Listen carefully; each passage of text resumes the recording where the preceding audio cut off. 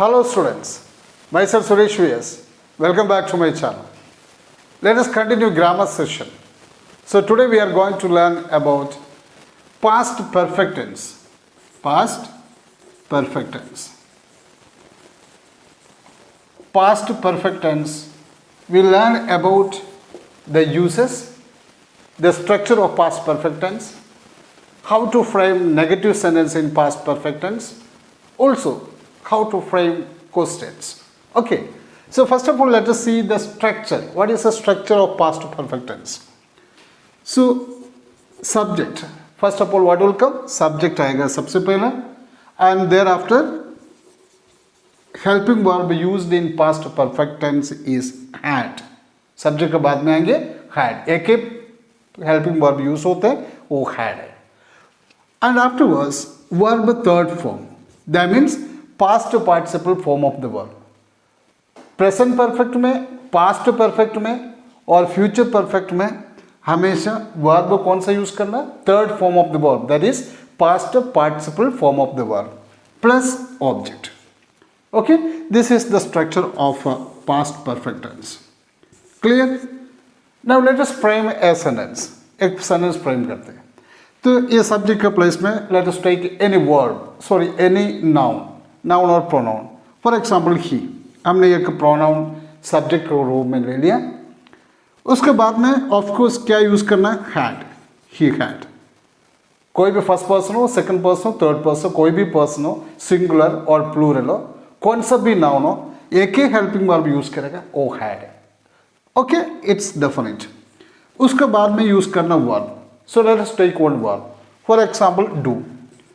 Do का past form है did, उसका थर्ड फॉर्म है done. So third form of the verb, that is the past participle form of the verb. So क्या use करना? Third form of the verb. He had done. He had done his work. He had done his work. Okay, past perfect tense में एक sentence frame हो गया. Let us take Ravi. Subject ले लिया रवि. रवि के बाद में ऑफकोर्स कौन सा आना चाहिए? Helping verb had. Ravi had. Okay, had gone. Go, went, gone. Third form of the verb use करना. Yes, Ravi had gone before time. Before time. Okay, past perfect tense में सेंटेंस ऐसे फ्रेम करते हैं.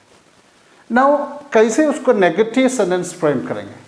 सो नेगेटिव सेंटेंस करना बनाना बहुत ही easy है. It's very easy to frame negative sentences. So helping verb is given here had, उसका साथ नोट लगाना. Okay, so negative sentence he had done his work. ये अफर्मेटिव सेंटेंस और पॉजिटिव सेंटेंस है. उसका negative sense he had not done his work. Second sentence Ravi had gone before time. Ravi had not gone before time. So short form में बोलेगा तो Ravi hadn't gone before time. Here he had not done his work, he hadn't done his work. ऐसे short form में भी बोल सकते हैं. Clear? So this is the way of making yes the negative sentence. अभी अपन को देखना है क्वेश्चन कैसे फ्रेम करेंगे. अगर ऐसा क्वेश्चन फ्रेम करना तो क्या करना है? हेल्पिंग वर्ब तो दे रखा है, हैड हेल्पिंग वर्ब दे रखा है. So we have to use the helping verb first. Had सबसे पहले यूज करना. हैड के बाद में ऑफकोर्स क्या आएंगे? Subject. Had he. Had he done his work. Had he done his work? So now it's an yes or no question. अगर negative question frame करना है, hadn't he done his work? Hadn't he done his work? Here the Ravi had gone before time. Had Ravi gone before time? Had पहले use करना beginning में. Had Ravi gone before time? Time के पहले रवि गया क्या? Okay, so negative question है तो hadn't Ravi gone before time. So this is the way of making yes और नो क्वेश्चन. अगर इंफॉर्मेशन क्वेश्चन क्रिएट करना है तो अपन को क्या करना है? इंफॉर्मेशन वर्ड पहले यूज करना. So suppose when had he done his work. So सबसे पहले क्या आएंगे? इंफॉर्मेशन वर्ड आएगा, उसके बाद में हेल्पिंग वर्ब आएगा, then subject, then third form of the word. Okay, अगर ऑब्जेक्ट है तो object. So this is the way of yes, framing the information question. She had gone there. Where had she gone? Okay. She had done his work. As I told you, when had she done his work? He had completed his job. Okay. What had he completed? वो क्या complete किया? So, in order to ask the information question, we have to use the information word in the beginning. Okay. So, now let us learn the uses. Very important. What are the uses of a past perfect tense? So, dear students, the first important use of past perfect tense is to describe the completion of one action in the past before another took place. See, there are two actions. Suppose there are two actions in the past. Past में दो action हो गया. उसमें एक action दूसरे से पहले हो गया. So ये दोनों action अगर अपन को बताना है, जो पहले हुआ action अपन किस में बोलेंगे? Past perfect tense में बोलेंगे. जो second हुआ action simple past में बोलेगा. So the first action we have to tell in a past perfect tense, and the second action that we must tell in a yes simple past. ये देखो ये examples आपको समझ में आएगा. I have written here 3 examples. See first one, when the bell rang. One sentence, when the bell rang. Another sentence, he had finished his work. ये दो action हो गया. एक तो bell बज गई, दूसरा है उसने उसका काम complete कर दिया. Okay, so there happened 2 actions. So इसमें कौन सा action पहले होगा? ये देखो when the bell rang, ये तो second में हो गया. जो पहले हुआ action है उसने अपना काम complete किया. ओके, सो इसका मतलब वो complete करने का बाद में, वो अपना काम complete करने का बाद में बेल बज गई. Clear? So the action that happened first, this action happened first. कौन सा? He had completed his work. उसको बाद में बेल बज गई. So that action we have to tell in a simple past. So जो पहले हुआ action हम किस में बोलेंगे? Past perfect tense में. अभी देखो सेकंड सेंटेंस में, People hurried out of their houses. One sentence. People hurried out of their houses. लोग घर से बाहर निकल गए, भागर भाग गए. A fire had broken out. Second sentence. A fire had broken out. तो उसमें ये देखो first sentence people hurried out of their houses simple past में है, और fire had broken out किस में? पास्ट परफेक्ट टेंस में. दो सेंटेंसेस है. Okay, there are 2 sentences. उसमें देखो फायर होने के बाद में लोग भागर भागेंगे, ऐसे नहीं पहले से लोग फायर हो जाएगा सोच के नहीं भागर नहीं भागेंगे. सो पहले हुआ कौन सा एक्शन है? Fire had broken out. Fire broken out हो गया, उसका बाद में लोग भागर यस बाहर घर से बाहर भागे. So the action that happened first, जो पहले हुआ कौन सा इंसिडेंट पहले हो गया, वो अपन को किस में बोलना है? Past perfect tense. Very important it is. वो पास्ट परफेक्ट टेंस में बोलना. उसको बाद में जो हुआ पास्ट एक्शन अपन बोलेंगे किस में? सिंपल पास्ट में. Clear? Now let us see the another example. The train had left. One sentence. The train had left. Second sentence, when I reach the station. उसमें मीन्स रेलवे स्टेशन में पहुंच गया तो train तो चले गई. उसमें फर्स्ट एक्शन हो गया तो कौन सा एक्शन पहले हो गई? तो ट्रेन चले गई. सो जो ट्रेन हैड लेफ्ट, जो ट्रेन चला गया वो अपन को बोलना है पास्ट परफेक्ट में.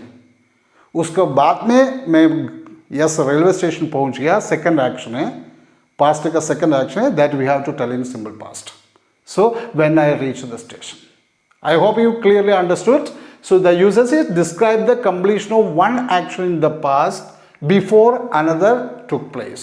एक एक्शन होने के पहले जो हुआ एक्शन बताने के लिए, पास्ट में हुआ एक्शन बताने के लिए अपन कौन सा यूज करेंगे? पास्ट परफेक्ट टेंस यूज करेंगे. Okay, now we are going to learn the second use of a past perfect tense. The second use is an action that took place earlier in relation to a point of time in the past. मतलब past में एक action एक point of time का पहले हो गया तो वो एक्शन बताने के लिए अपन कौन से यूज करते हैं, पास्ट परफेक्ट टेंस यूज करते हैं. ये ध्यान रखना, सिंगल एक्शन बताने के लिए अपन पास्ट परफेक्ट टेंस यूज नहीं करते. For example I had met him yesterday, ये गलत है. उसके लिए अपन को यूज करना है yes simple past, I met him yesterday. Okay, I had visited zoo on Sunday, it's wrong. I visited zoo on Sunday, simple past use करना, ये सही है. सो सिंगल एक्शन बताने के लिए अपन कौन सा यूज नहीं करते हैं, पास्ट परफेक्ट टेंस यूज में नहीं लेते. सो पास्ट में एक पॉइंट ऑफ टाइम का पहले हो गया एक्शन बताने के लिए अपन कौन सा यूज करेगा, पास्ट परफेक्ट टेंस यूज करेगा. सो an action, it is used to describe an action that took place earlier in relation to a point of time. That's important. Point of time in the past. Past में एक point of time का पहले हो गया action बताने, अपन completed action बताने के लिए कौन सा यूज करेंगे, past perfect tense यूज करेगा. Okay, for example, by 11 o'clock he had completed all his work. By 11 o'clock, ये देखो ये point of time है 11 o'clock. ये 11 o'clock को पहले उसने क्या किया, सारे काम कंप्लीट कर दिया. दैट मीन्स 11 o'clock ये पॉइंट ऑफ टाइम है पास्ट का, उसको पहले उसने सारे काम कंप्लीट कर दिया. तो ये बताने के लिए अपन कौन सा यूज करेगा, past perfect tense. Now the second example देखो, the train had arrived 8 o'clock at 8 o'clock. इसका मतलब 8 बजे के पहले पहले ट्रेन आ गया. अगर एक्साक्ट टाइम में आ गया तो अपन बोलेंगे the train arrived at 8 o'clock, 8 बजे आ गया. इधर के इसका मतलब the train had arrived at 8 o'clock, मतलब वो 8 बजे का पहले ट्रेन आ चुका है. इसका मतलब वो पास्ट में एक पॉइंट ऑफ टाइम का पहले वो एक्शन कंप्लीट हो गया. क्लियर. नाउ देखो, even as a young boy he had read a lot of books. इसका मतलब पॉइंट ऑफ टाइम ये यंग बॉय होते हुए ना, एक यंग बॉय होते हुए उसने क्या किया, बहुत सारे बुक्स पढ़ लिया. तो उसका मतलब वो मैच्योर नहीं होगा और ग्रो नहीं होगा, उसको पहले वो पॉइंट ऑफ टाइम को पहले उसने क्या किया, ये काम कर दिया. सो पास्ट में एक पॉइंट ऑफ टाइम का पहले जो कंप्लीटेड एक्शन बताने के लिए अपन कौन सा यूज करेगा, पास्ट परफेक्ट टेंस यूज करेगा. I hope all of you understood this one. Now let us move to the third point. To express an unfulfilled wish or condition referring to the past. इसका मतलब past में कोई wish है, कोई condition है, वो fulfil नहीं हुआ, कंप्लीट नहीं हुआ, ये बताने के लिए यूज करते हैं. इसका मतलब an unfulfilled condition और an unfulfilled wish. ओके, वो बताने का अपन कौन सा यूज कर सकते हैं, पास्ट परफेक्ट टेंस यूज कर सकते हैं. Okay, so to express an unfulfilled wish or an unfulfilled condition, we can use past perfect tense. Clear? So it's an unconditional clause. एक तरीके से बोलो तो एक unconditional clause में use में लेते हैं. I wish I had stayed with my friend in his last days. ये देखो a wish था, I wish. I had stayed, past perfect tense use किया. I had stayed. Okay, first form of the verb, okay, subject, then had, then third form of the verb. I had stayed with my friend in his last days. तो meaning क्या है, I did not stay with, ये मेरा wish था, I did not stay with my friend in his last days. Okay, second sentence देखो, if he had applied, is a conditional clause. अगर वो apply किया तो he would have got the job, उसको job मिल जाता था. इसका मतलब क्या है, he did not apply, उसने अप्लाई भी नहीं किया इसलिए जॉब मिला भी नहीं. Clear. It's a conditional unfulfilled conditional clause. If he had applied, it's the past perfect tense, so conditional clause में यूज किया, if he had applied. Again देखो, if he had taken his doctor's advice, अगर वो doctor का advice लिया तो इसका मतलब क्या है, he did not take the advice, तो क्या होगा, he might not have died, उसने एडवाइस नहीं लिया इसलिए वो मर गए. ओके, अगर डॉक्टर को एडवाइस लिया तो नहीं मारता था. It means he did not take the advice of the doctor, so he died. Clear? So now another sentence, a be unfulfilled conditional. Now last one, it's a wish. I wish he had not gone there. I wish he had not gone there. इसका मतलब क्या है? He went there. He went there. It was only my wish. So in unfulfilled condition of the past as well as in unfulfilled wish of the past, we can, in order to express it, we can use past perfect tense. Now let us go to the fourth use. This tense is used with such verbs as hope, expect, think, mean, suppose, want, imagine, intend, etc. to suggest that an expected past action that did not take place. देखो ऐसे ऐसे verbs के साथ use करते हैं, जैसे hope, expect, think, intend, imagine, want, suppose जैसे verbs का साथ यूज में लेते हैं. क्या बताने के लिए? To suggest that an expected past action that did not take place. तो पास्ट में हमने एक एक्शन एक्सपेक्ट किया लेकिन वो हुआ नहीं. ओके, पास्ट में एक एक्शन अपन एक्सपेक्ट किया लेकिन वो एक्शन हुआ नहीं. ये बताने के लिए अपन जैसे जैसे वर्ब के साथ यूज में लेते हैं. Suppose, imagine, intend, hope, expect, think, etc. Okay. Now let us see an example.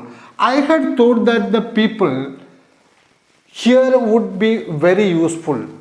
ये देखो, I had thought that the people here would be very useful. So past perfect tense use किया हुआ. I had, past participle form of the verb thought. Had plus thought. I had thought that the people here would be very useful. मैंने सोचा इधर का लोग बहुत useful होगा.